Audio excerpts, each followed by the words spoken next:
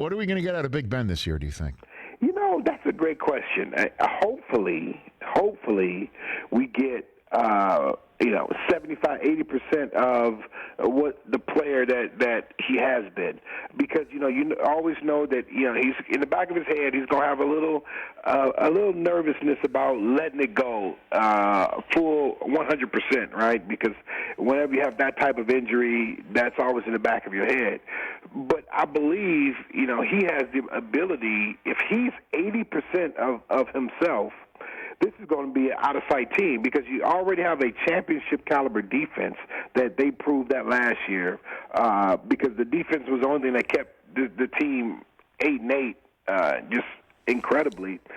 But now you add the receivers that are in place that have really come out and played well last year. Then you bring the running game with still a solid offensive line, a little bit older, but still really good offensive line. I think you've got a playoff caliber team if Ben is 75% of himself. If you get Ben back to close to 100% of himself, I think you've got a championship caliber football team. So I think right now the onus is how well is Ben going to be for the entire season. And I think that'll determine how good this team can really be. Well, I got to tell you, man, if he is 75% and the more focused, team-oriented Ben Roethlisberger, where he's not on the radio and he's more focused, if you will, on his teammates in a proper way. I'll be very honest here, and that happens. Then I think you got a top 5 defense in Pittsburgh. You know what I mean? You got T.J. Watt, championship caliber defense, no doubt about it. I agree. I mean, T.J. Watt could be a defensive player of the year candidate, just like his bro, Bud Dupree, and on the back end you got Minkah Fitzpatrick, and we all know the brains of the operation right there in the middle, from an outstanding institution of higher learning, the University of Michigan, in Devin Bush.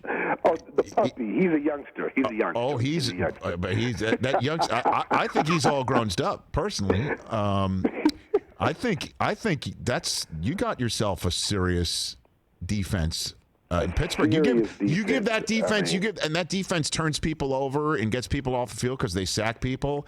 And you give that defense 3 touchdowns. Offensively, you give them 2 touchdowns, a couple field goals, you might have a championship caliber team. That's what I'm saying. They can play against anybody in the league and have success. And if they can get the running game going, and Ben can be timely, I think another addition was Eric Ebron in the middle of the field, an area where historically the Steelers have never been very, very strong at.